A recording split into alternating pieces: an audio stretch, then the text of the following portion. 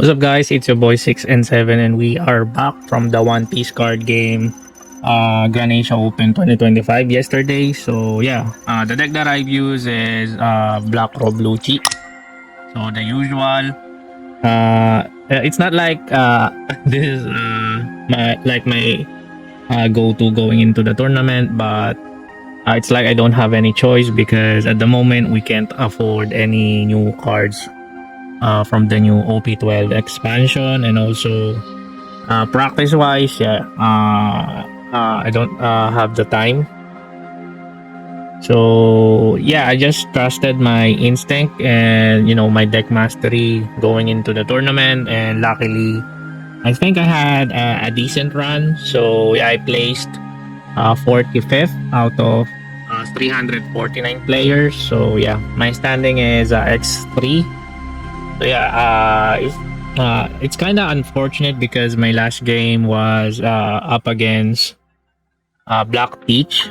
So yeah, it's like a freaking kryptonite against this deck. So there's no realistic approach for me to remove Jesus Burgess because the deck doesn't have any more dash effects. Unlike in the past, yeah, we have Cost 9 Kaido, which is a trash. But yeah, now it's like this deck is just staring at Borges, just waiting for that character to ramp its attack power. So yeah, that's the end of the story. So yeah, that's round 8. So I think if I went up against a different kind of color, I might have a more fair chance going into the top cut. But yeah, that's One Piece for you all. So yeah, I'm gonna do a deck profile, guys. So yeah, this is the exact build that I've used. Alright, so hopefully you can see it clearly. So I'm just gonna set my leader and my Dawn away. So yeah, I've used 3 Tempest Kick. So you're wondering why I'm not using 4, because I focus on more on character build up in the trash, because I will explain it further. So yeah, I'm just running 3 Tempest Kick here, and in the early game when I have Tempest Kick as an opening, so instead of waiting for me to accumulate 10 cards in the trash, I just use this in the early game, to hopefully to draw some important card, and what else, to filter my hand size. So yeah, if you just weigh your options here. If you have a decent opening to accumulate your trash pretty fast, so you have the option to keep this, or if not, you can just use this in the early game. So yeah, by the way, this deck build is I prioritize going second regardless if I win or if I lose the die roll. Yeah, I will go second no matter what. So it's up to my opponent if they know my curve. But I went up against some really strong opponents, so they know my curve, so they decided to make me go first. And yeah, it kind of ruined my curve, but I have a game plan if they do that. So yeah, I'm going to explain that further also. And next is I'm running 4 Kuzans. Kuzan 4 Kuz. So this is really an important card, guys. So if your curve is going second, so it's 2, 4, 6, 8, 10, 2, 4, 6, 8, 10. So yeah, as I said, if you're confused, if you have here it is. Where is it? There you go. You're confused if Kuzan and Laboon is in your hand at the same time, always prioritize summoning Kuzan, because the most likely scenario that you're going to use Laboon is on your opponent's next curve, which is curve 5. So yeah, that's the most likely scenario. So unlike Kuzan 4, and also Laboon has a 1k counter and Kuzan is a counterless character. So yeah, prioritize summoning Kuzan first. Because yeah, this card is really powerful because it has, you know, a draw one effect. So in case they remove this card on your field on their curve 5, at least you get to, you know, compensate that with the draw one effect. Alright, so yeah, always prioritize summoning Kuzan instead of Laboon. So yeah, next card we have, I'm running 3 Laboon. So yeah, Laboon is activate main, you may rest this card, then -4 cost, same with Kuzan. So yeah, and here has no. So this card has a 1k counter. So yeah. And also, you know, I'm not sure if I just develop this or as time goes by, you know, deck mastery and stuff. So yeah, what I do in the going into the tournament, I really try my best to, you know, how can I say this? You know, make the use out of most of my Dawn, because I like to overwhelm my opponent's board and baiting them on what they should, you know, remove on the board. So I like to confuse them. I will just explain further after we're done with the deck profile here. So yeah. Next is I'm running 3 Tsuru. So this is a 2-way counter with an effect of minus this is -2, right? Yeah, -2 on play. Alright. So there are times that I got to use the -2 effect, but mostly it's just for 2-way counter. And next is I'm running for Jack. So yeah, if my opponent decides that I go first, I make sure that I have this card in the opening hand, because my curve will be 1, 3, 5, 7. So yeah, we get to summon this on your curve 7. And yeah, this card is really a pain in the ass once it sticks on the field, especially if you drop your 10 cost Kuzan. Yeah, any character that they drop, you will just KO it. Alright, so a really powerful card. Yeah, this is like a staple now for Rob Lucci. And also, if you don't, you know, if you don't want to use the KO effect, you can still use the activate main. You may rest this card, draw 1 and trash 1 just to filter your hand. Alright, so next is I'm running 4 Brook. So this is also a staple for Rob Lucci. A really powerful card. You can abuse this with Rebecca. Yeah, Rebecca will just recycle Brook.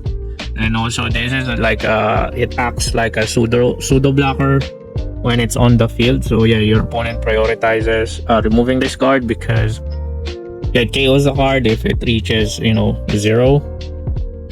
Yeah, Brook is also really, you know, an eyesore on your opponent.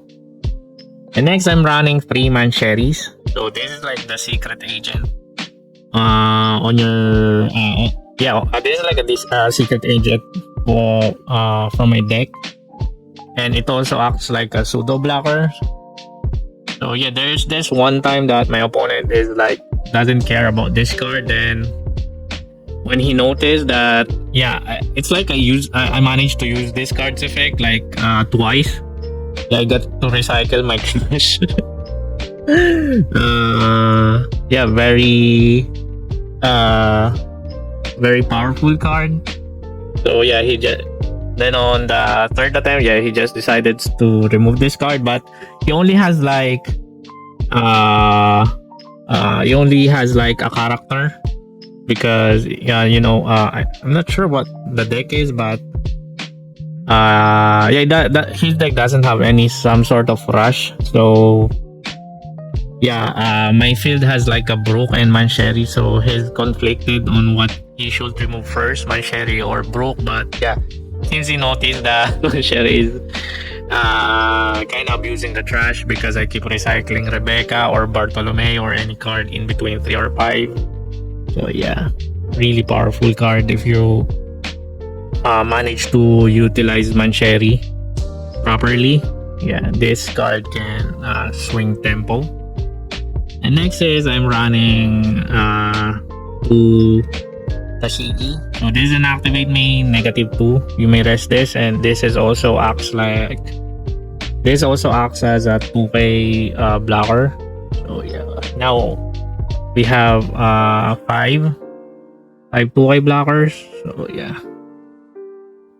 And next we have one of the MVPs of the deck. So we have I'm running 3 Uta. So this is a counterless card, but don't be fooled.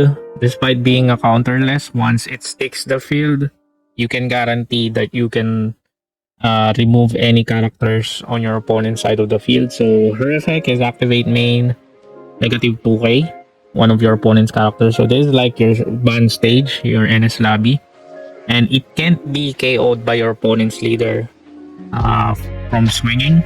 So yeah, if they attack this card is like invulnerable.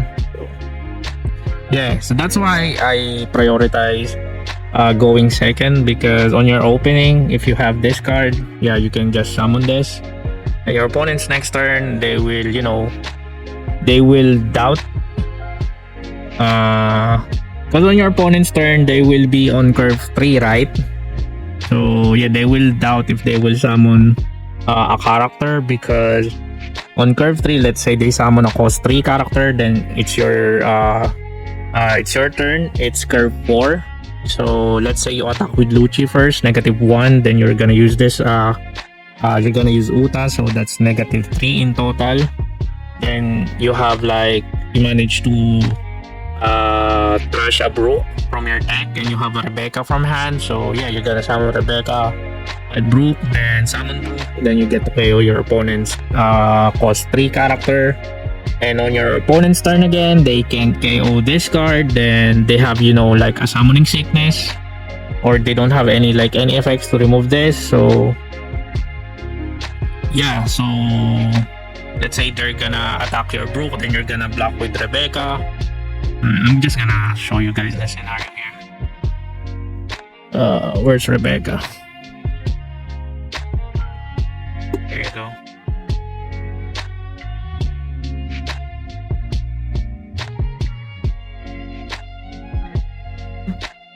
So yeah, this is the most likely scenario.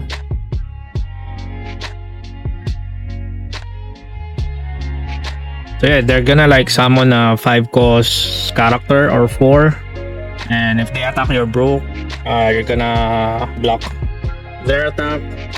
So on the next turn, you still have Uta and Brook.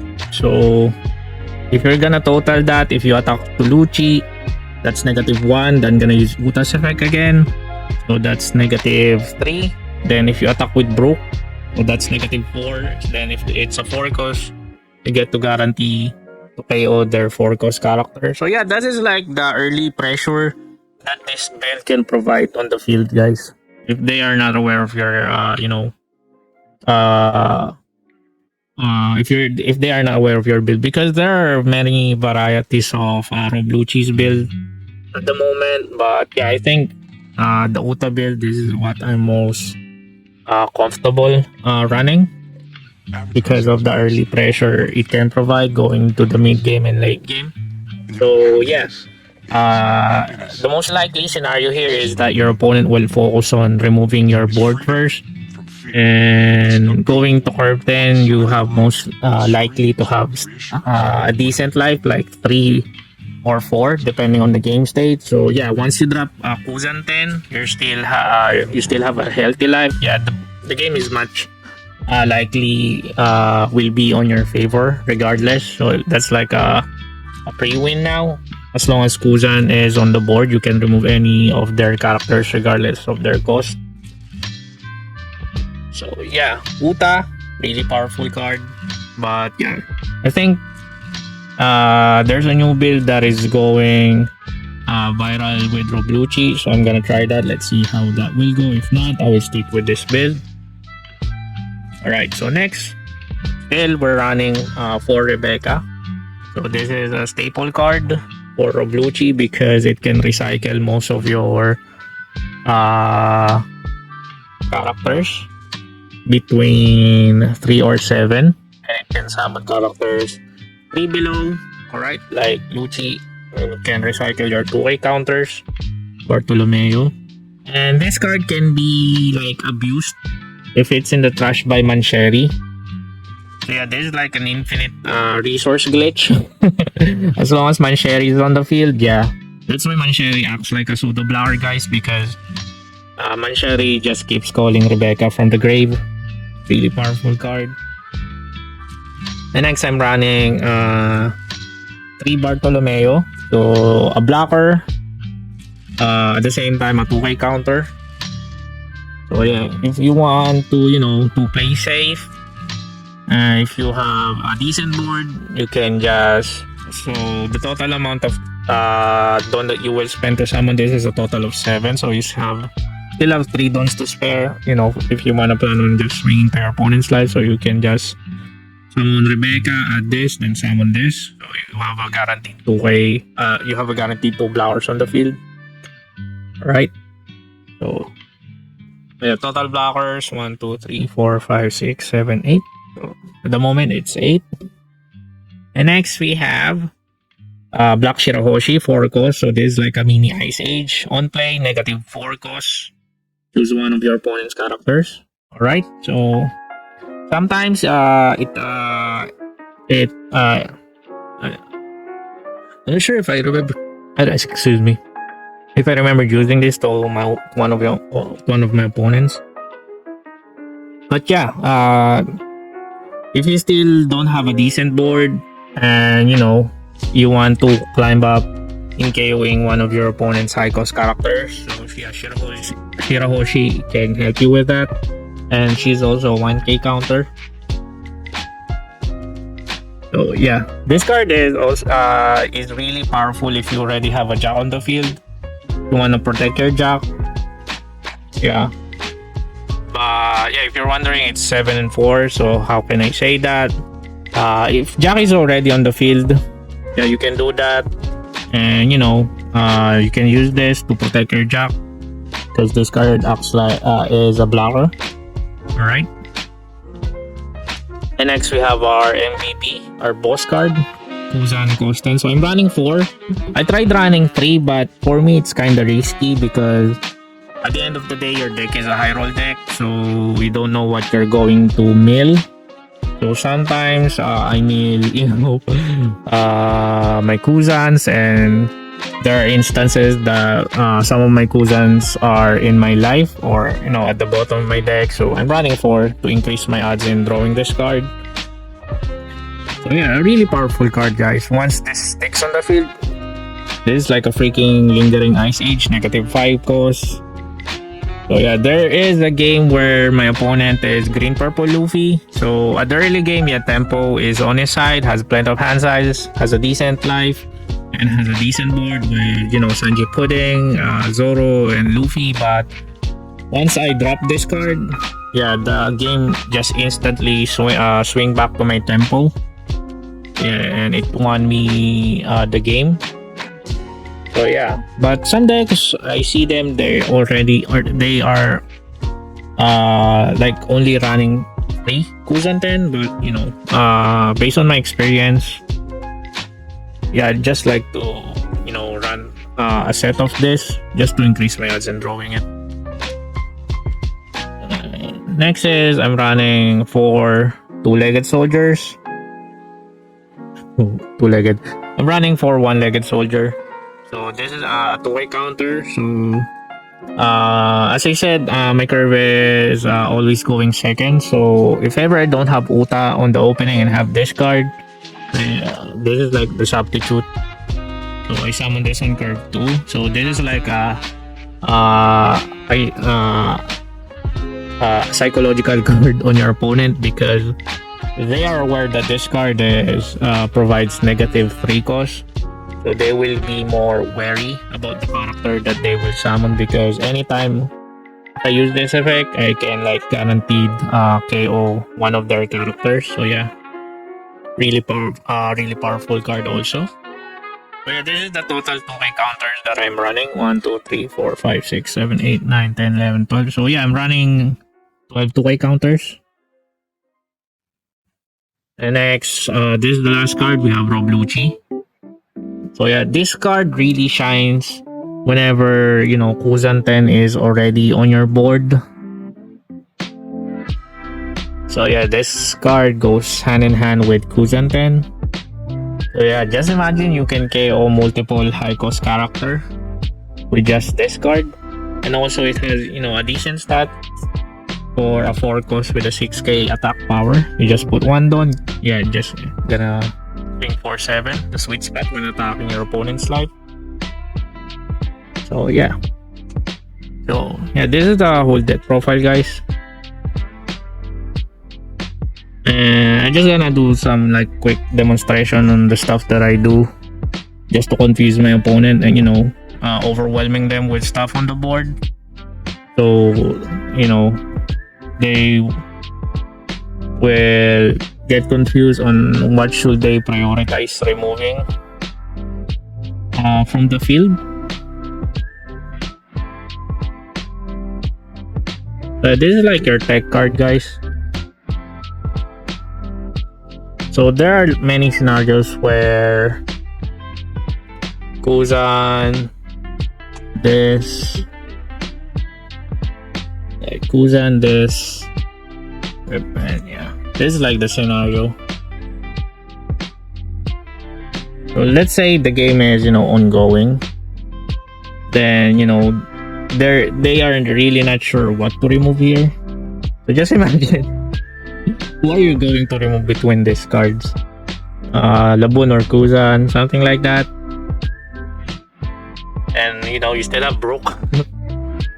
And they only have like 2 characters to swing here. So let's say, let's exclude another one because we have a blocker here. And I still have, you know, a hand size to counter their swing. So yeah. It's just you just need to be, you know, smart with your allocation of dons when it comes to summoning a character, because I think this is one of the strengths of Rob Lucci, despite, you know, not being an OP12 leader and has pin power creep. I think post banless is this card became a good stuff deck, but this card's strength comes from the tech cards that is built in the current build. So yeah, you just need to be smart when it comes to utilizing on summoning your characters, because what I do here is just I confuse them with my board on what they should prioritize on removing. And also one of my like plans here is I intentionally drop some pseudo blockers, so they their attention will just go in removing my characters instead swinging into my life. Because if I'm confident, or if I have a contention in hand, my primary goal is to prolong my life, to have a decent life size going into curve 10, so I can summon my contention and I have a healthy life, and you know, I can swing the tempo back in my favor. Yeah, so yeah, that's one of my you know, my master plan to distract my opponents. And if they focus on my life, yeah, I will burn some 2-way counters in hand, but I have a decent board. And the trade here is they get a life, but yeah, I get to get their board, and I kind of have the chance to swing also on their life, because you know, they have no board. So, yeah, this is like, you know, strategy when it comes to playing Rob Lucci. So now you know my secret sauce. So hopefully manage to help you guys on how to play Rob Lucci in the current format. But at the end of the day, guys, it's still just practice and deck mastery. So just play and play the deck until you get the hang of it. So yeah, that is the whole deck profile, guys, and I hope you enjoy. If you have any more feedback and comments, feel free to comment down below and I will try my best to read them. Alright, so yeah, this is 6 and 7, guys, and I hope you take care. Don't forget to like and subscribe. Peace out.